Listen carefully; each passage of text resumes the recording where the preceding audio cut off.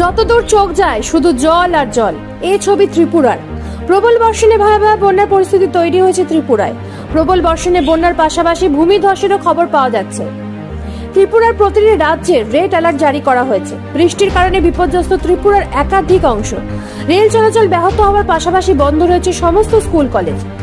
সর্বশেষ খবর পাওয়া অনুযায়ী এখনো পর্যন্ত 24 জন মানুষের মৃত্যু হয়েছে। 70 লাখের মতো মানুষ এখন ত্রাণ শিবিরে আশ্রয় নিয়েছে। 17 লক্ষের উপর মানুষ বন্যায় বিপর্যস্ত। 550টিরও বেশি ত্রাণ শিবির খোলা হয়েছে বলে সূত্রের খবর। রাস্তা পরিণত হয়েছে নদীতে। চলাচল করবার জন্য একমাত্র ভরসা এখন নৌকা।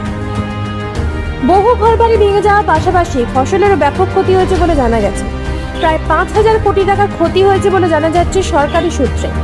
মোদী সরকারের তরফ থেকে প্রাথমিকভাবে 40 কোটি টাকা আর্থিক সাহায্যের কথা ঘোষণা করে এক্স হ্যান্ডেলে একটি পোস্ট করেছেন কেন্দ্রীয় স্বরাষ্ট্রমন্ত্রী অমিত শাহ।